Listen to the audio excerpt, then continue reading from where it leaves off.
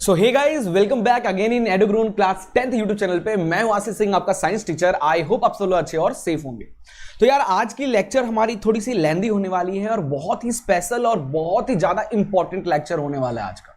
तो यार, आज हम लोग डिस्कस करने जा रहे हैं, जैसे कि आपको स्क्रीन पे दिख ही रहा होगा और ये हमने काफी दिन से लगा रखा है कि भाई आज की डेट में हम इस चीज पे बात करने वाले हैं। तो एनसीईआरटी में क्लास 10th की, ठीक है, क्लास 10th के एनसीईआरटी में जितने भी एक्टिविटीज है ना, उन सारी एक्टिविटीज को डिस्कस करने वाले हैं। अगर आपको एग्जाम देने जाना है ना, तो बिना एक्टिविटीज सारे प्रिपेयर किए आजकल के जो सीबीएसई बोर्ड का पेपर देने आप मत जाना, किसी काम का वो नहीं रहेगा। ठीक है, चलिए तो फिर स्टार्ट करते हैं। Utkarsh hi sir, assist, Sujay, Rajeev, जय श्री राम। बिल्कुल जय श्री राम भाई लोग, जल्दी जल्दी आ जाओ, सारे बच्चे जल्दी जल्दी आ जाइए, तब अपन क्लास स्टार्ट करते हैं। नेक्स्ट है, ये एक बहुत प्यारा सा एक्टिविटी है, कह रहा है things made of metal, things made of glass और अदर। जनरली ये बच्चों के लिए समझाने के लिए एक्टिविटी है कि आपको पहचान है हो रही।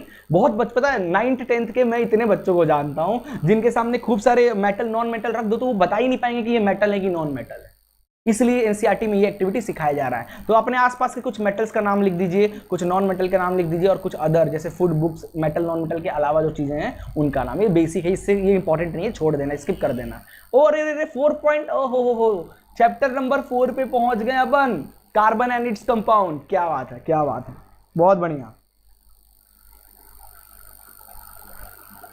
बिल्कुल मानी धंधा, बिल्कुल सही कह रहे हो। 35 से 40 है ना परसेंट केमिस्ट्री से ही है, बिल्कुल सही कह रहे हो। केमिस्ट्री एक्टिविटी से ज्यादातर जो क्वेश्चंस है ना, केमिस्ट्री और थोड़ा बहुत फिजिक्स से आने, बायो से बहुत कम, बायो से डायरेक्ट पूछा जाता है। तो फिजिक्स और केमिस्ट्री से सबसे ज्यादा क्वेश्चन देखने को मिलता है। ठीक है, चलिए नेक्स्ट है 4.2। अब 4 चैप्टर पे आ गए तो जल्दी जल्दी कंप्लीट कर ही लेते हैं, उसके बाद अपन थोड़ा सा ब्रेक लेंगे, है ना। लैपटॉप भी चार्ज हो जाएगा क्योंकि आपको थोड़ा सा एक नॉइज सुनाई दे रहा होगा, तो चार्ज में लगाया हूं इसलिए। ठीक है, चलिए तो कह रहा है कि कैलकुलेट द डिफरेंस। बहुत इंपॉर्टेंट क्वेश्चन भैया, ये आपको डायरेक्ट एक्टिव, ये कॉम्पिटेंसी बेस्ड क्वेश्चन है, competency based question. Common sense आपके पास है कि नहीं।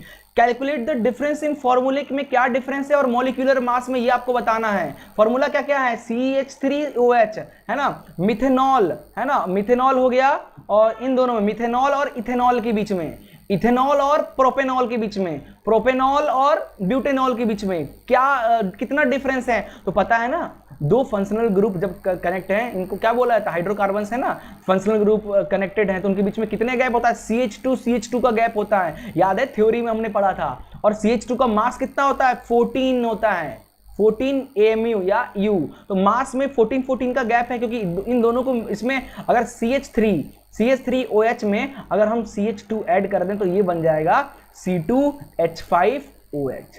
ठीक है, ये बन जाएगा। कितने कितने का गैप है, CH2 का सब में गैप है। और मास की बात करें तो CH2 का मास कितना होता है, कार्बन का मास हो गया 12 और हाइड्रोजन 2 × 1, तो ये आ गया 12 + 2 = 14 AMU, एटॉमिक मास यूनिट, जिसको स्मॉल में U ऐसे में लिखा जाता है।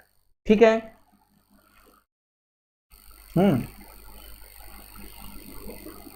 चलिए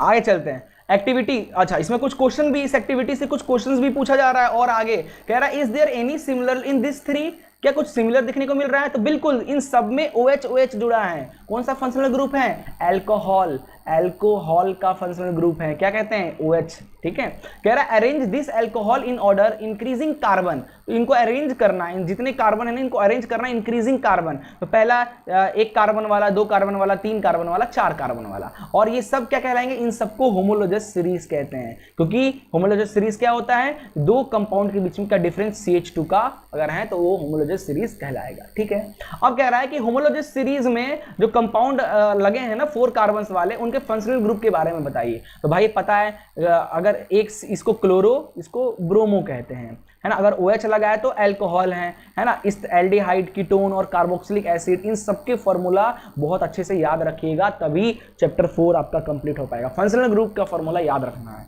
ठीक है, चलिए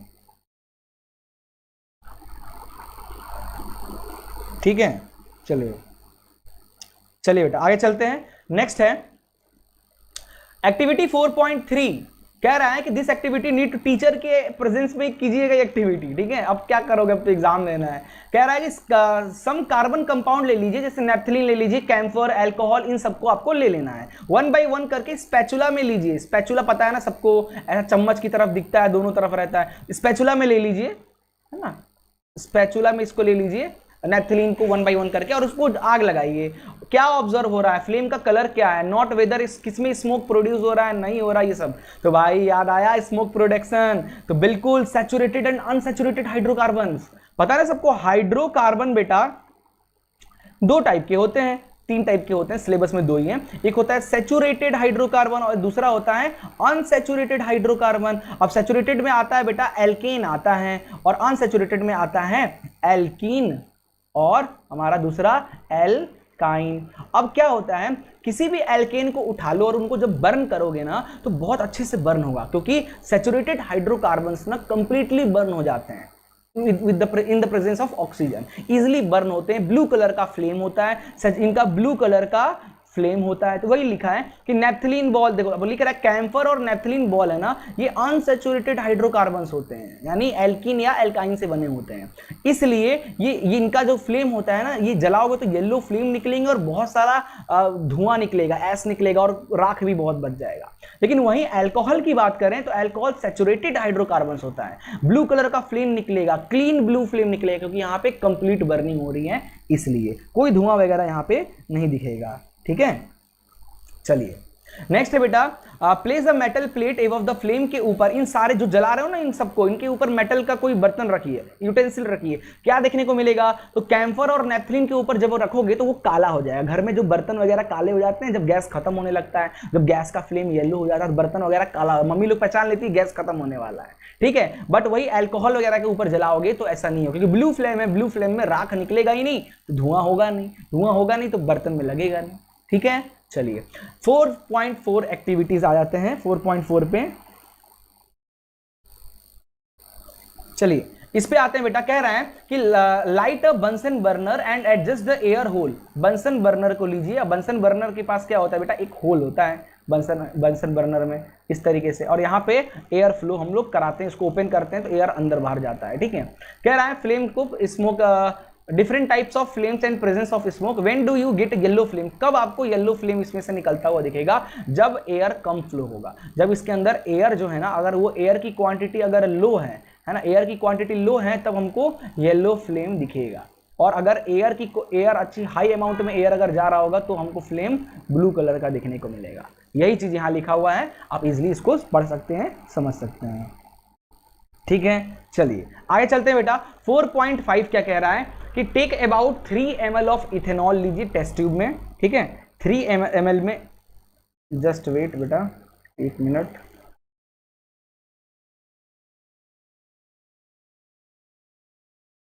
ठीक है।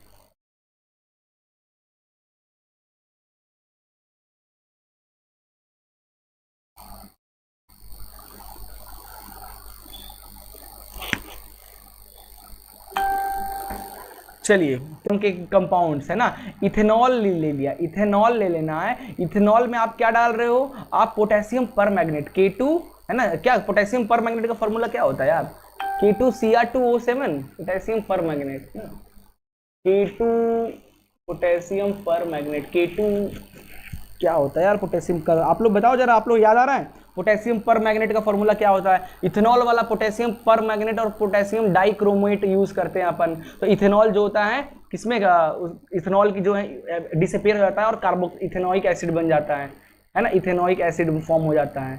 याद आ रहा है वो वाला कॉन्सेप्ट,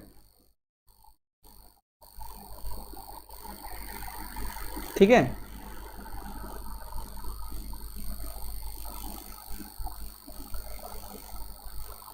चलिए पोटेशियम आप लोग याद करके बता देना क्या हो रहा है, मैं भूल रहा हूं पोटेशियम परमैंगनेट का फॉर्मूला क्या है, ठीक है।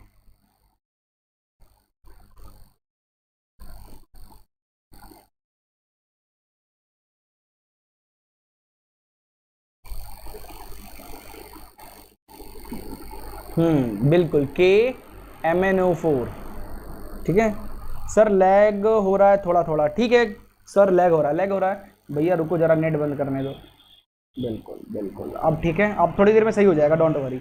ठीक है, चलिए ये हो गया, बिल्कुल KMnO4 कहते हैं, बिल्कुल सही है। ठीक है, does the colour of potassium permanganate persist when it is add initially. Potassium permanganate जब हम ऐड करेंगे इथेनॉल में तो क्या होगा, धीरे धीरे उसका कलर पिंक कलर होता है, डिसअपीयर होने लगेगा, क्योंकि इथेनॉल में जब KMnO4 ऐड करोगे तो इथेनोइक एसिड बनने लगता है। इथेनोइक एसिड कैसे बनता है, इथेनॉल जब पूरी तरीके से खत्म हो जाता है ना तब बन जाता है हमारा इथेनोइक एसिड। ठीक है, कह रहा है कि why does the colour of potassium permanganate not disappear when excess is add. ज्यादा अमाउंट में ऐड कर देंगे तब ऐसा क्यों नहीं होगा, क्योंकि all alcohol get consume and the reaction stop. क्या होगा, पूरा का पूरा KMnO4 इथेनॉल को अब्सॉर्ब कर लेगा, तो भाई फिर कलर चेंज नहीं हो पाएगा। ठीक है, चलिए आगे चलते हैं। नेक्स्ट है बेटा 4.6 एक्टिविटी कह रहा है कि टीचर डिमॉन्स्ट्रेट करेगा, drop a small piece of sodium about the size of couple of a grain size का लीजिए इथेनॉल में। मतलब करना क्या है, आपको इथेनॉल ले लीजिए, उसमें आपको डाल देना है क्या, सोडियम, Na डाल लेना है। ठीक है, व्हाट डू यू ऑब्जर्व, क्या ऑब्जर्व होगा, तो इथेनॉल में Na ऐड करोगे तो क्या, सोडियम इथॉक्साइड बनेगा, है ना, सोप सॉल्यूशन बनता है ना, सोप, सोडियम इथॉक्साइड बन जाएगा और हाइड्रोजन गैस निकलेगा। याद रखिएगा ये चीज, एक्सपेरिमेंट बहुत इंपॉर्टेंट था, इथेनॉल और इथेनोइक एसिड वाला चैप्टर 4 का लास्ट वाला टॉपिक अच्छे से पढ़ लीजिएगा। ठीक है, कह रहा है कि how will you test the gas, H2 gas जो निकल रहा है कैसे टेस्ट करेंगे, बर्निंग ले जाओ, पॉपअप साउंड सुनाई देगा तो पता चल जाएगी भाई हाइड्रोजन है कि क्या है। ठीक है, चलिए नेक्स्ट चलते हैं बेटा। 7th क्वेश्चन है, एक्टिविटी 7 है कि compare pH of dilute acetic acid with dilute hydrochloric acid using litmus paper की हेल्प से और यूनिवर्सल इंडिकेटर की हेल्प से आपको पता करना है। तो are both acid indicate the litmus test, बिल्कुल दोनों एसिड है, लिटमस डालेंगे तो ब्लू लिटमस रेड में बदल जाएगा, बिल्कुल ये चीज कर सकते हैं। कह रहा है कि does the universal indicator show them equally stronger, नहीं भाई, क्योंकि हमको पता है ना जो एसिटिक एसिड है बेटा, जो एसिटिक एसिड है ना, अगर हम कंपेयर करें किससे, हाइड्रोक्लोरिक एसिड से, तो hydrochloric acid is more powerful. तो इसकी रीडिंग मान के चलो, अगर 3 pH आ रहा है इसकी रीडिंग, तो हमारी एसिटिक एसिड की रीडिंग लगभग 4.5 या 5 के पास आएगा, क्योंकि एसिटिक एसिड थोड़ा कमजोर है। ठीक है, चलिए आगे 8th क्वेश्चन एक्टिविटी है, ये एक्टिविटी सेटअप कर लीजिए इस तरीके से। ठीक है, तो टेक इथेनॉल ले लीजिए, है ना, इथेनॉल ले लीजिए और ग्लेशियल एसिटिक एसिड ले लीजिए। ग्लेशियल एसिटिक याद है ठंडा होता है नॉर्मल टेम्परेचर पे। ठीक है, इथेनोइक एसिड भी जिसको कहते हैं, है ना, तो इथेनॉल ले लीजिए। तो करना कुछ नहीं है भाई, इथेनॉल में आपको इथेनोइक एसिड डालना है तो ईस्टर फॉर्म होगा, सबको पता है, थोड़ा सा एसिड के प्रेजेंस में इथेनॉल फॉर्म हो जाएगा और साथ में वाटर निकलेगा, है ना। और इथेनॉल का यूज, सॉरी इथेनॉल कह रहा है, ईस्टर फॉर्म होगा और ईस्टर की स्मेल बहुत स्वीट होती है, जिसको फ्लेवर वगैरह के लिए यूज करते हैं हम लोग। ठीक है, 9th एक्सपेरिमेंट क्या कह रहा है, ध्यान से पढ़िएगा। देखो ये एक्सपेरिमेंट हमने थोड़ी देर पहले भी किया था ये, बट यहाँ पे कुछ और पूछ रहा है। कह रहा है ना चैप्टर 2 में हमने ये चीज पढ़ा था, एक्टिविटी 2.5 था ये। कह रहा है टेक अ स्पैचुला लीजिए, सोडियम कार्बोनेट फिल कर लीजिए टेस्ट ट्यूब के अंदर और उसमें थोड़ा सा इथेनोइक एसिड डाल दीजिए। तो भैया इस बार हमने कोई इथेनोइक एसिड डाल रहे हैं, ठीक है, किसमें, सोडियम कार्बोनेट में।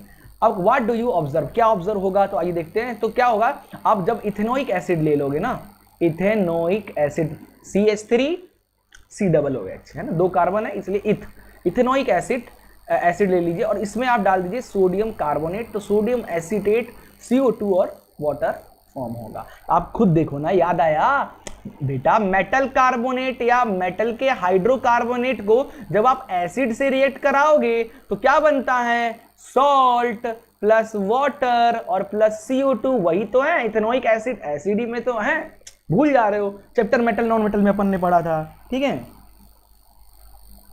चलिए